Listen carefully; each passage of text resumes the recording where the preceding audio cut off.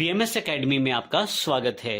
उसके साथ ही input output instructions जो सीपीयू को प्राप्त होती हैं या सीपीयू अन्य कंपोनेंट्स को प्रदान करता है। इसमें सबसे पहला पार्ट है ALU अर्थमेटिक लॉजिक यूनिट, जो सभी तरह के लॉजिकल ऑपरेशंस को करती है। अर्थात जितने भी लॉजिकल ऑपरेशंस किए जाते हैं कंप्यूटर में वो सारे इस ALU यूनिट के द्वारा ही किए जाते हैं। दूसरी यूनिट जो सबसे इंपॉर्टेंट रहती है वो है CU के रूप में कंट्रोल यूनिट।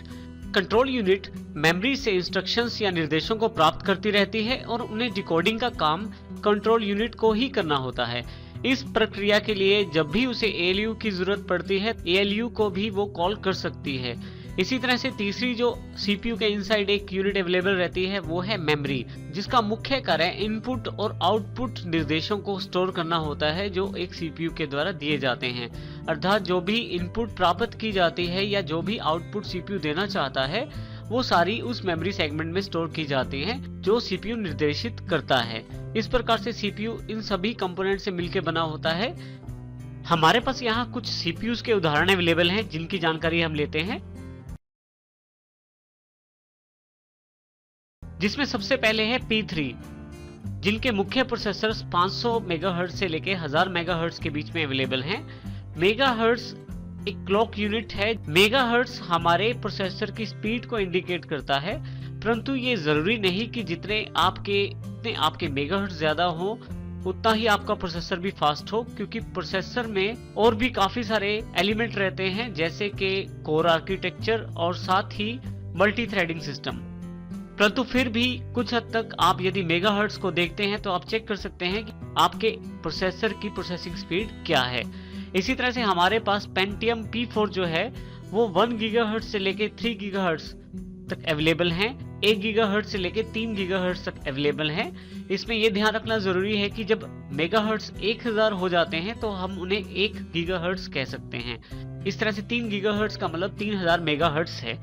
नेक्स्ट हमारे पास जो ड्यूल कोर आर्किटेक्चर के प्रोसेसर्स हैं उनमें मुख्य प्रोसेसर्स की स्पीड 1.6 गीगाहर्ट्ज से लेकर 3 गीगाहर्ट्ज के बीच में अवेलेबल रहती है।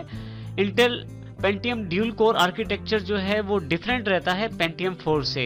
यदि हम 1.6 ड्यूल कोर की बात करें और 1.6 P4 की बात करें तो कोर आर्किटेक्चर के कारण ड्यूल प्रोसेसर्स बहुत ज्यादा फास्ट होते हैं P4 से। इसी तरह से नेक्स्ट इंटेल सीरीज में एक और प्रोसेसर है जो बहुत ज्यादा फास्ट है, वो है कोर ड्यू।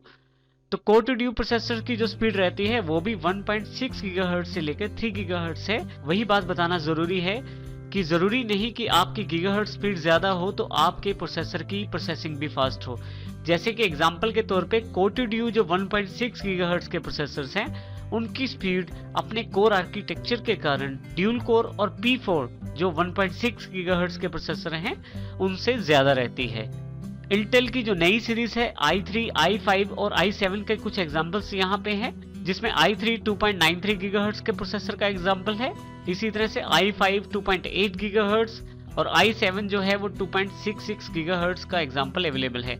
इसमें भी यही खास बात है कि इनके जो कोर आर्किटेक्चर हैं बहुत ज्यादा बढ़िया है। इनकी जो मल्टी थ्रेडिंग कैपेबिलिटीज हैं वो भी बहुत बढ़ा दी गई है, जिसकी वजह से इन प्रोसेसर्स की जो स्पीड है वो बहुत ज्यादा बढ़ गई है।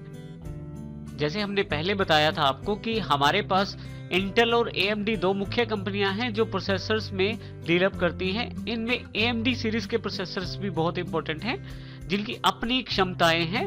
AMD सेम्प्रोन के नाम से सीरीज अवेलेबल है, AMD एथलॉन के नाम से और AMD फिनोम के नाम से भी एग्जाम्पल के रूप में यह सीरीज अवेलेबल है। इनका प्रयोग हम AMD मदरबोर्ड के साथ कर सकते हैं। AMD मुख्यतः गेमिंग परफॉर्मेंस के लिए या